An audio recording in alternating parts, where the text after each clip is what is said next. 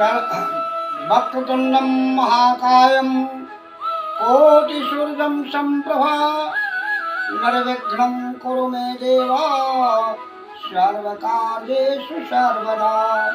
सरस्वती नमस्तुभ्यं वरदे कामरूपिणी कार्यारम्भ करिष्यामि सिद्धिर्मे भवतु सदा।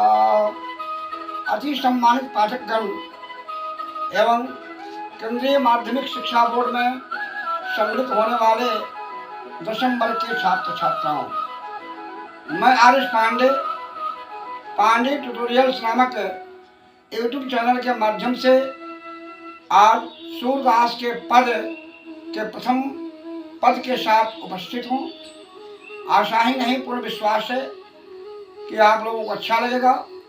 यदि मेरी बातें आपको अच्छी लगे तो आप इस चैनल को लाइक और सब्सक्राइब करना नहीं भूलेंगे, ताकि मेरा विश्वास बढ़े और मैं फिर से अगली कड़ी के साथ आपके समक्ष उपस्थित रहूं। सर्वप्रथम हम लोग सूरदास के बारे में जानते हैं। जो रचना आप देख रहे हैं आपके सामने है, यह सूरदास द्वारा रचित है।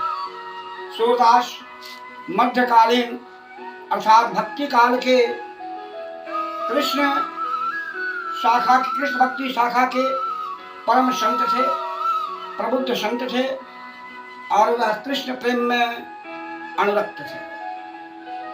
सूरदास की प्रमुख रचना है सूरसागर। सूरसागर का यह अंश उस समय का है जब भगवान कृष्ण वृंदावन को छोड़कर मथुरा चले जाते हैं। भगवान कृष्ण बचपन से ही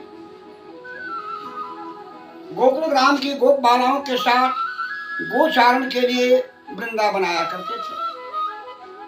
ये गोपियां उनकी बाल सखा थी। धीरे धीरे उनके बीच आपसी प्रेम का प्रादुर्भाव हुआ, किंतु अपने उत्तरदायित्व के निर्वहन के लिए भगवान कृष्ण को वृंदावन छोड़कर मथुरा जाना पड़ा। मथुरा में कंस के वध के उपरांत किंतु गोपियां तो कुछ दिन तक उनकी प्रतीक्षा करती रही। एक दिन काटना बहुत मुश्किल हो गया। शशिरिपु वर्ष भानुषम, और एक रात्रि उनकी युगों के समान बीत रही है। एक एक दिन उनका वर्षों के समान बीत रहा है। निरंतर अश्रुधारा में वह लिप्त है। इस प्रकार से दुखी व्यथित गोपियों की हालचाल जब कृष्ण को पता चलती है तो कृष्ण एक दिन अपने बाल सखा, अपने अनन्य भक्त, ज्ञानियों में श्रेष्ठ उद्धव को बुलाते हैं और कहते हैं, भाई उद्धव, तुम उन गोपियों के पास जाओ और मेरा योग का संदेश उन्हें पहुंचाओ, ताकि विरह व्यथा में तड़पती हुई इन गोपियों के मन को शांति मिले, वे हमें भूल जाएं और भक्ति भावना में लीन हो जाएं।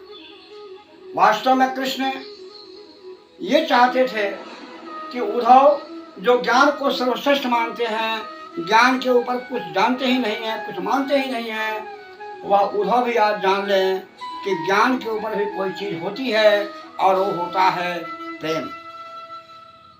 उद्धव जी भगवान कृष्ण के योग का संदेश लेकर गोपियों से मिलने वृंदावन जाते हैं, लेकिन जब वृंदावन का दृश्य देखते हैं तो हतप्रभ हो जाते हैं। किसी कवि ने लिखा है कि कहा घनश्याम ने उद्धव से कि वृंदावन जला जाना, वहां जाकर गोपियों को कुछ ज्ञान का तत्व समझाना। चले जब उद्धव मथुरा से कुछ दूर, तब वृंदावन निकट आया। वहां पर गोपियों के प्रेम ने कुछ अनोखा रंग दिखलाया।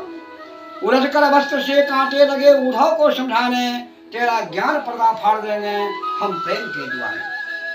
गोपियों के प्रेम भाव की भावना को देख करके उद्धव हतप्रभ हो गए और वह अपने योग के संदेश जो गोपियों को देने वाले थे उन्हें सुनाने में वह अपने आप को असमर्थ महसूस कर रहे। उद्धव कृष्ण का संदेश लेकर आए हैं तो यह संदेश प्रेम का ही संदेश होगा, ऐसी बात जान करके गोपियां उद्धव को चारों तरफ से घेर लेती है।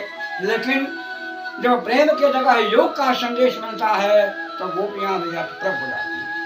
इस प्रकार दोनों चुपचाप खड़े रहते हैं। उसी बीच एक भौरा उनके बीच आता है और गुंजार करने लगता है। गुंजार करते हुए भौरे को देख करके गोपियां मुखर होती हैं और उसी भौरे को लक्ष्य करके गोपियां उद्धव से कहती हैं उद्धव तुम हो अति बड़भागी, हे उद्धव आप बड़े भाग्यवान हैं।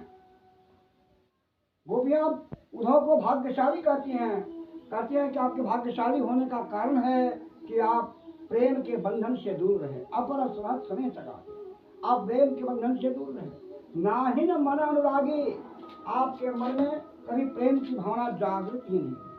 और जब प्रेम की भावना जागृत नहीं हुई, जब आप किसी से प्रेम नहीं किए, तो प्रेम के वियोग में क्या दर्द होता है, इससे आप वंचित रह गए।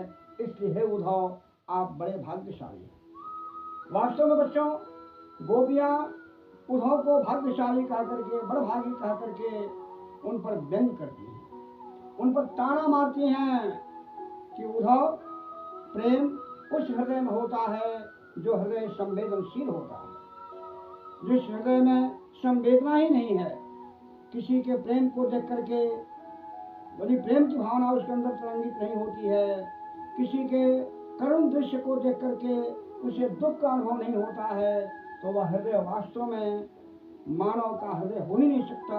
वह हृदय तो पत्थर का बना हुआ है। गोपियां उन पर व्यंग करती हैं, उन पर ताना मारती हैं, कहती हैं उद्धव आपका स्वभाव कैसा है, तो पुरैनी पातर हट जल भीतर तारस देह अनुरागी। जैसे कमल का पत्ता जल में रहता है, लेकिन उस पर जल का एक छींटा भी नहीं ठहरता है। तेल का गागर को पानी में डुबा भी दीजिए, तब भी उसका तेल बाहर आ जाएगा। उस तेल के गागर पर या उस तेल पर पानी के एक बूंद का भी प्रभाव नहीं पड़ेगा। ठीक उसी प्रकार से आपका स्वभाव है। प्रीत नदी में पावन बोले, आप जहाँ निवास करते हैं, जिस कृष्ण के पास आप रहते हैं, वह कृष्ण प्रेम का नदी है, प्रेम का सागर है। उस प्रेम सागर के समीप रह करके भी आपने अपने कभी पाँव भी नहीं डुबाया उसमें। आपकी दृष्टि में भी भौरे ने किसी के रूप पराग का आनंद नहीं लिया, तो इससे साफ स्पष्ट होता है कि आपके अंदर मानव का संवेदनशील हृदय है ही नहीं। आप तो पत्थर दिल इंसान हैं, आपके हृदय में पत्थर का दिल है। और मेरी बात, मुझे आप योग का संदेश दे आए हैं, मुझे आप कृष्ण से अलग करना चाहते हैं। हम लोग गोकुल ग्राम की रहने वाली भोली भाली और अबला स्त्री हैं। एक अबला भला अपने बल का क्या प्रयोग कर सकती है? हमारी दशा तो वही है जो गुड़ और चींटी की होती है। जैसे चींटी एक बार जब गुड़ के मिठास पर आसक्त होती है, तो वह जब तक जीवित रहती है उस गुड़ के मिठास का आनंद लेती है, और मिठास का आनंद लेती हुई ही वह अपने प्राण का त्याग करती है। हमारी स्थिति उन चींटियों की तरह ही है। हम भी कृष्ण रूपी गुड़ को जब तक जीवित रहेंगे तब तक उसी का आनंद लेते रहेंगे, और उसी का आनंद लेते हुए इस संसार से विदा होंगे। हमारे ऊपर आपके योग का कोई प्रभाव पड़ने वाला नहीं। तो बच्चों देखो, इस प्रकार से उद्धव जी योग का संदेश गोपियों को लाए थे, लेकिन गोपियां उनके संदेश को स्वीकार करने से साफ साफ मना कर देती। बच्चों देखो, भक्ति की दो शाखाएं होती हैं, ज्ञानमयी शाखा और प्रेममयी शाखा। ज्ञानमयी शाखा के भक्त थे उद्धव, और प्रेममयी शाखा के भक्त थी गोपियां। ज्ञान प्रेम पर हावी होने के लिए आया था, लेकिन गोपियों के निश्चल प्रेम ने ज्ञान को परास्त कर दिया, और इस प्रकार से उद्धव अपने आप को पराजित महसूस कर रहे हैं। अब इसकी शेष बातें जो हैं वह अगले पद में हैं, जो अगले भाग में हम लोग एक दूसरे से मिलेंगे। यदि आपको यह चैनल अच्छा लगा होगा, मेरी बातें अच्छी लगी होगी, तो आप इसको लाइक और सब्सक्राइब जरूर करेंगे।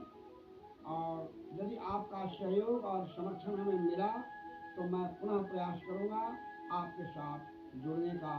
तब तक के लिए धन्यवाद।